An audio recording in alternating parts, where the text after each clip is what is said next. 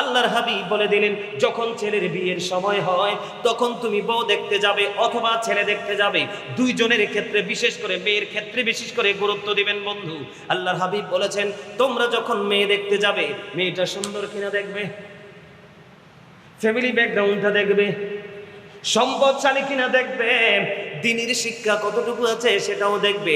আল্লাহর হাবিব জানিয়ে দিলেন, মেয়েটা কোনো ধনী বাপের বেটি না, অপূর্ব সুন্দরীও না, কোনো বংশমর্যাদাও নাই, কিন্তু মেয়েটা আল্লাহওয়ালা বুজুর্গ, ধর্মধনের ধনী, দিনের আলোয় আলোকিত। আমার রাসূল বললেন, ধনী লাগবে না, সুন্দর লাগবে না, অনেক বেশি সম্পদশালী বাবার কন্যা লাগবে না, মেয়েটা যদি আল্লাহওয়ালা হয় রে, এই মেয়েটা যদি কান কাটা বাদি দাসীও যদি হয় রে, ওই মেয়েটাকে তুমি তোমার ঘরে বউ তুলে নিয়ে আসো, বউ করে নিয়ে আসো, আজকে নয় কালকে, কালকে নয় পরশু, এই বউয়ের গর্ভ থেকে তোমার জন্য আসবে অপূর্ব নিয়ামত। জোরে জোরে বলুন সুবহানাল্লাহ। আপনারা বলেন, আম গাছে কি ধরে, তেঁতুল গাছে কি ধরে? আরো জোরে। কিন্তু এখনকার মানুষ এত স্টুপিড, এত বোকা। কেমন বোকা জানেননি? এ বৃক্ষ মেলায় গেছে গাছের চারা কিনতে, এখন গেছে ল্যাংড়া আমের চারা কিনতে, চাইয়া দেখে ল্যাংড়া আমের চারার মাথায় 2-3টা পাতা, সুন্দর না? পিছনে চাইয়া দেখে তেঁতুলের চারা, তেঁতুল পাতা খুব সুন্দর না? মানে এতে ল্যাংড়া আমের চারা না কিনা তেঁতুলের চারা উর্বর মাটিতে লাগাই দিছে। কয়দিন পরে বন্ধু বড় হলো, ফল ধরলো, অনেক খুশি বন্ধু, অনেক সুন্দর দেখা যায় তেঁতুল ঝুলন্ত গাছে।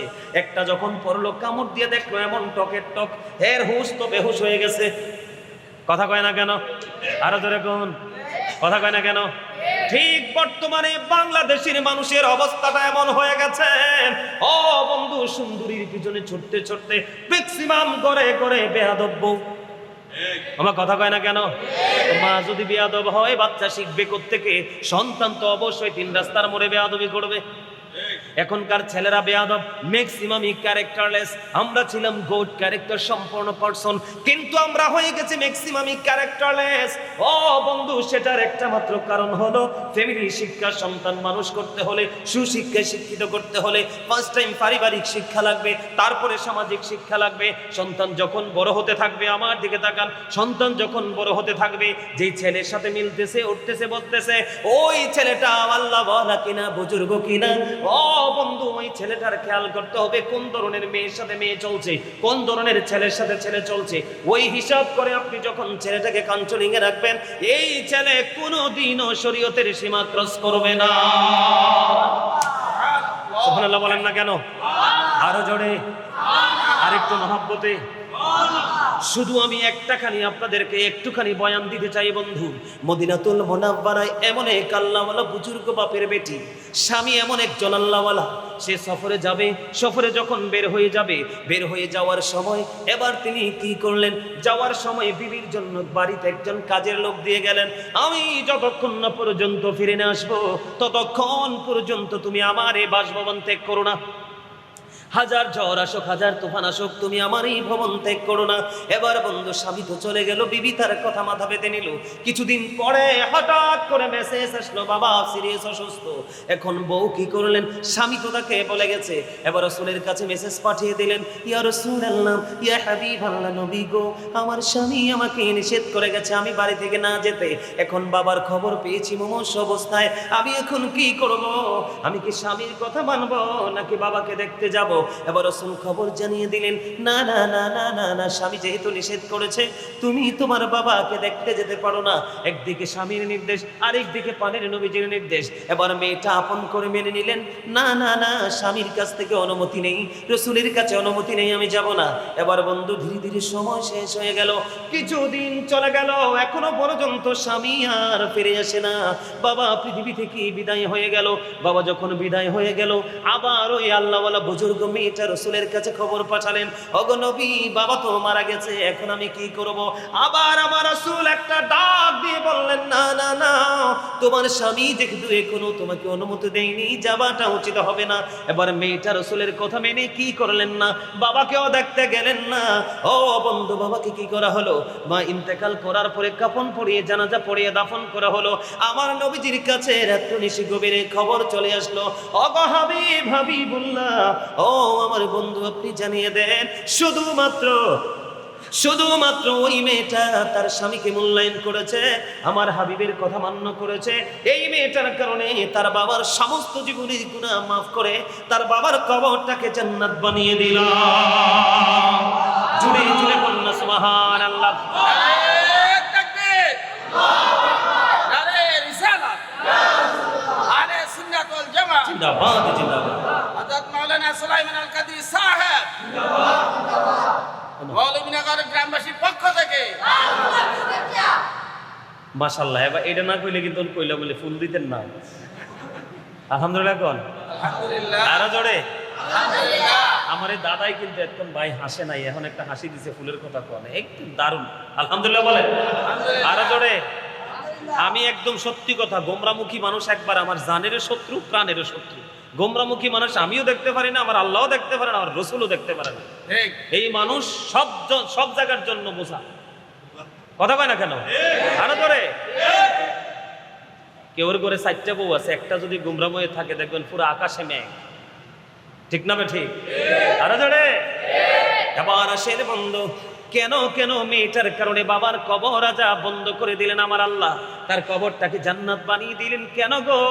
এটার বড় কারণ হলো সে আসলে আমার রাসূল বলে আমার রাসূল বলে দিয়েছেন, আল মারওয়াতু ইযা সাল্লাত খামসাহা ওয়া সামাত শাহরাহা ওয়া হাসানাত ফারজাহা ওয়া তুআত বালাহা ফালতাদখুল মিন আইয়াবাবিল জান্নাতি শাআত। আমার রাসূল জানিয়ে দিলেন, যেই নারী 5 ওয়াক্ত নামাজ পড়বে, লজ্জাস্থানের হেফাজত করবে, ও বন্ধু রমজান মাসে রোজা রাখবে, স্বামীর কথা মেনে চলবে, ওই নারীর জন্য কাল হাসরের দিন 8টা জান্নাতের দরজায় খোলা থাকবে।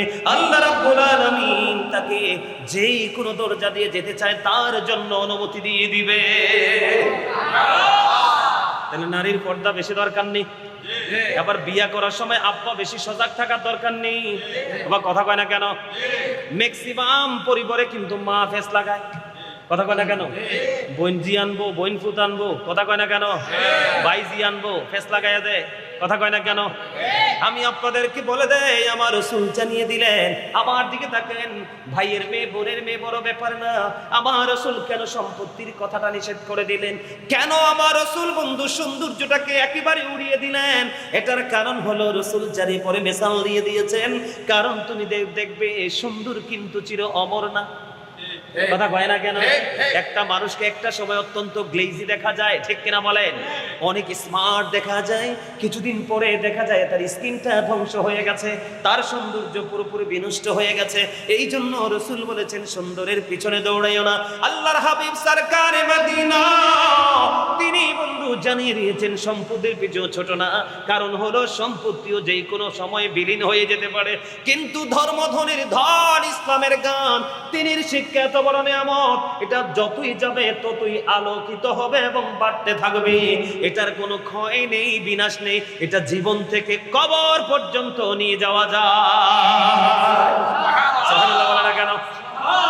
ভাল লাগছে নি? আবার মজা লাগছে নি? এই যুবক, তোমরা রে মা যদি জোর করে কোনো বেয়াদব মেয়ে বিয়ে করাইতে চাই, যাইবানি কোনো? ও কথা কয় না কেন? ওরা হেসা কথা, হাসি কিনলেই কি বল কথা কইছিনি? কথা কয় না কেন? আরো জোরে। হ্যাঁ, এখন যদিও কিছু বুঝবেন না, পরে বুঝবেন। কথা কয় না কেন? বাংলাদেশের অসংখ্য ঘরে ঘরে আগুন, শুধু বুঝে শূন্য বউ না আনতে পারার কারণে। আবার এই শুধু যে মেয়েদের ক্ষেত্রে এই আইন তা না। আপনার মেয়ে একটা অনেক সুন্দরী, অনেক কিউট, অনেক ভদ্র, আপনি কিন্তু বড় লোকের বাপের বেটা দেখে বিয়ে দিয়ে দিয়েন না, এটার চরিত্র আগে যাচাই করবেন। ঠিক, ঠিক। কথা কয় না কেন? বাংলাদেশের ইতিহাসে অসংখ্য নজির আছে যে ধনী গরিবের মেয়ে অপূর্ব সুন্দরী কয়েক বছর কয়েক মাস সংসার করতে পারে না, রিটার্ন ফিরে আসতে হয়েছে। ঠিক। কথা কয় না কেন? এই জায়গাটাতে আমরা একটু সচেতন থাকতে পারলে আমাদের দুই জগতই কি হয়ে যাবে? আলোকিত হয়ে যাবে, ঠিক কিনা বলেন? তাহলে নারীর ক্ষেত্রেও সচেতন, পুরুষের ক্ষেত্রেও। এটা আল্লাহরও কথা, রসুলেরও কথা। এই এবার দেখেন, আমাদেরকে তো আল্লাহ সুন্দর করে বানাইছে। কি করে বানাইছে? কথা বলেন, কি করে বানাইছে? কইতাম নি? আল্লাহ রাব্বুল আলামিন অত্যন্ত সুন্দর করে বলে দিয়েছেন সূরা 3 এর মধ্যে, লাকাদ খালাকনাল ইনসানা ফি আহসানি তাকবীর। আল্লাহু আকবার। আল্লাহ রাব্বুল আলামিন বলতেছে, আল্লাহ রাব্বুল আলামিন মানুষকে তো সুন্দর করে বানিয়েছে বন্ধু, গঠন প্রণালী এত সুন্দর, যেটাকে ইংলিশে বলা হয় বিউটিফুল, সেই অত্যন্ত চমৎকার গঠন। এবার সূরা ইনফিতরের মধ্যে আপনি আমি চলে যাই। আল্লাহ রাব্বুল আলামিন সূরা ইনফিতরের মধ্যে বলে দিয়েছেন, ফি আইয়ি সূরাতিন মা শাআ রাক্কাবা। Allah created the mind. আল্লাহ রাব্বুল আলামিন সূরা 3 এ বলে আমরা নাকি সবচেয়ে বেশি সুন্দর, ভেরি বিউটিফুল।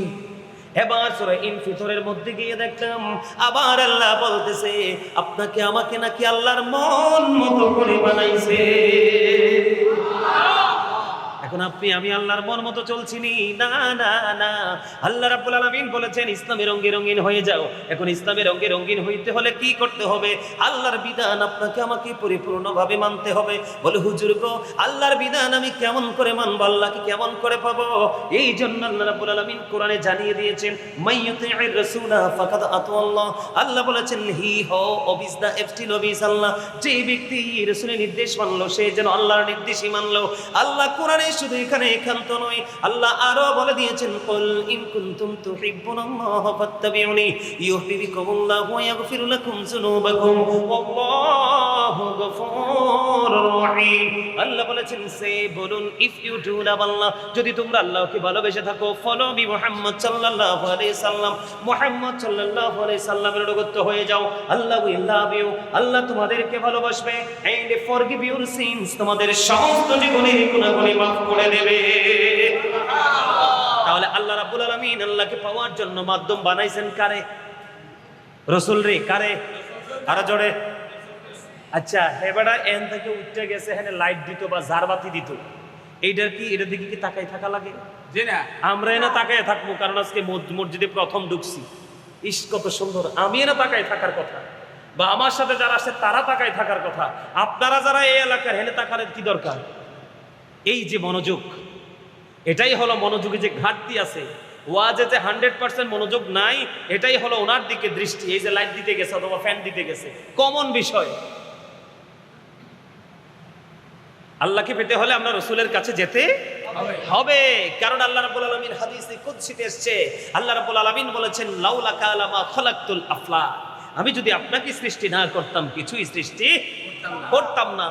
লাউলাকা লামা আজহারতু রাবুবিয়াতি, আমি যদি আপনাকে প্রকাশ না করতাম আমি প্রভুর প্রভুত্ব প্রকাশ হতো না। এই দিক দিয়ে রাসূল বলতেছে I am from the light of Allah and everything has been created from my light. রাসূল বলতেছে আমি আল্লাহর নূর থেকে, সৃষ্টির সব কিছু আমি নবীর নূর থেকে। জোরে কন্না সুবহানাল্লাহ। শুধু এখানে ক্ষান্ত নয়, আল্লাহ রাসূল আরো বলতেছেন I was a prophet when Adam was mixture of water and mud, আমি ওই সময় নবী যখন আদম ছিল কাদা মাটির মাঝে। জোরে কন্না আল্লাহু আকবার। কেন আল্লাহ রাব্বুল আলামিন আল্লাহর হাবিবকে কি করলেন? আমাদেরকে দেখিয়ে দিলেন যে ফলো মি মুহাম্মদ সাল্লাল্লাহু আলাইহি ওয়াসাল্লাম। কেন তিনি মুহাম্মদ সাল্লাল্লাহু আলাইহি ওয়াসাল্লামকে মেইন করে আপনাকে ইনস্ট্রাকশন দিয়েছে? সেটার কারণ হলো আল্লাহ the first pillar is the lord of world রব্বুল আলামিন। মুহাম্মদ রাসূলুল্লাহ সাল্লাল্লাহু আলাইহি ওয়াসাল্লাম is the blessing for the world রাহমাতাল লিল আলামিন।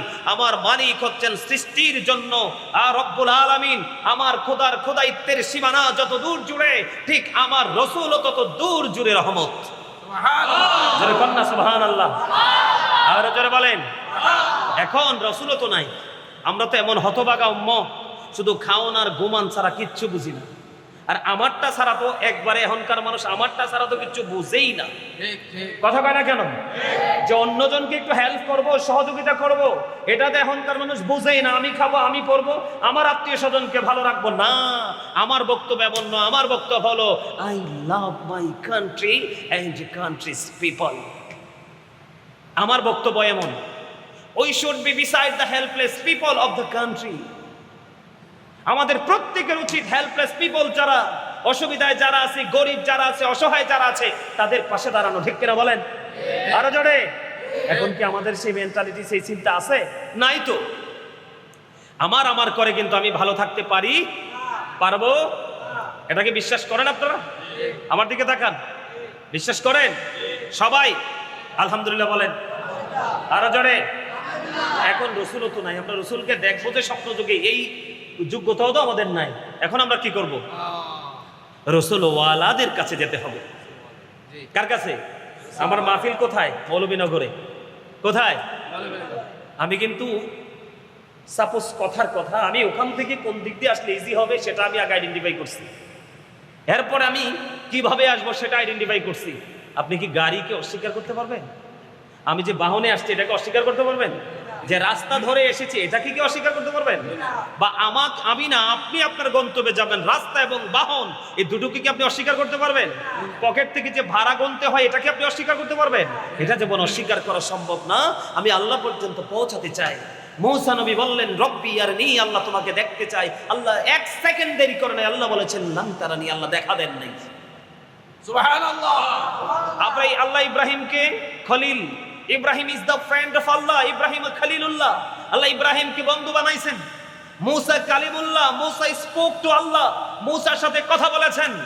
আর আপনার আমার প্রাণের রাসূল, there is no god but আল্লাহ, মুহাম্মদুর রাসূলুল্লাহ সাল্লাল্লাহু আলাইহি সাল্লাম ইজ দ্য মেসেঞ্জার অফ আল্লাহ। আল্লাহ বলেছেন there is no god but আল্লাহ, লা ইলাহা ইল্লাল্লাহ, আল্লাহ ছাড়া কোনো উপাস্য নেই, কোনো ইলাহ নেই। মুহাম্মদুর রাসূলুল্লাহ সাল্লাল্লাহু আলাইহি সাল্লাম ইজ দ্য মেসেঞ্জার অফ আল্লাহ। জোরে জোরে করেন একবার আল্লাহু আকবার। এগুলো কি অস্বীকার করা যায়? কথা বলেন যায়? যায় না। এই দেখেন, আপনারা মনে মনে প্রশ্ন করতে পারেন, অনেকে কিন্তু এখন রসুলের কথা বললে গা জ্বলে। আমাদের বাংলাদেশে এই গা জ্বলা পার্টি কিন্তু দিন দিন বেড়ে যাচ্ছে। রসুলের কথা বললে কি জ্বলে? গা জ্বলে। আমাদের দেশে অনেক মানুষ আছে, এখন বেড়ে যাচ্ছে। কারণ কিয়ামত তো এই মানুষ না বললে হবে না। রসুল যে বলে গেছে এই কথা তো আর ভুল হতে পারে না, ঠিক কিনা বলেন? এই দেখেন, জান্নাত 8টা না, কিন্তু কেন 8টা হয়েছে এটা কি কেউ জানছে বা আপনারা কোনোদিন অবজারভেশন করছি? এই দেখেন, আল্লাহর নাম লিখতে 4টা হরফ লাগে, আলিফ লাম লাম হা, 4টা। ওটার উপর নিচেও কোনো নকতা নাই। নবীজির নাম লিখতে মিম হা মিম দাল, 4টা। এই 4টার উপর নিচেও কোনো নকতা নাই। 4 আর 4 মিলে কত হলো? 8। এই জন্য আল্লাহ রাব্বুল আলামিন জান্নাত বানাইছে 8টা। আমি আবার রাসূলের মর্যাদা বোঝানোর জন্য বলছি। আল্লাহ কিন্তু কোন জায়গা থেকে আল্লাহর হাবিবকে জুদা করে নাই। কি করে নাই? আলাদা করে নাই, ডিভাইড করে নাই। সুবহানাল্লাহ বলেন। এবার আসেন, সৃষ্টির প্রত্যেকটা জায়গায় 2টা দিক, 3টা কিন্তু কোথাও নাই। প্রত্যেকটা জায়গায় কয়টা? কথা কয় না কেন? 2টা। কয়টা? কিন্তু একবারও কি ভাবছেন যে 2টা কেন? কেন 2টা দিক? আপনি আপনার দেহের দিকে তাকান, 2টি হাত, 2টি পা, 2টি চোখ, 2টি কান, জিহ্বা কয়টা? একটা। দুইটা আলাদা। আরে জিহ্বাও তো 2টা।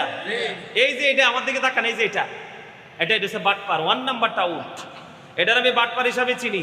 বাবুর সিটা যদি ভালো হয়, লবণ টবণ যদি ঠিকঠাক হয়, এটা সুদের টাকা না, ঘোষের টাকা না, চুরির টাকা না, চিন্তাই করা টাকা, এটা আইডেন্টিফাই করার কোনো সুযোগ নেই। বর্ডার খালি ক্রস করবে। কথা কয় না কেন?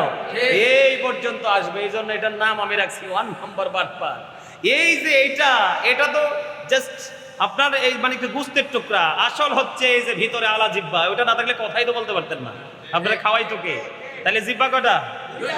2টি হাত, 2টি পা, 2টি চোখ, 2টি কান, 2টি জিহ্বা, আলো আধার, কঠিন কোমল ঘৃণা প্রেম, বাদশা ফকির, দুর্বল সবল, সংগ্রামী শান্তিতে, ইহকালে পরকালে, জান্নাতে জাহান্নামে। এই যে দেখেন আলো আধার, উঁচু নিচু, কথা কয় না কেন?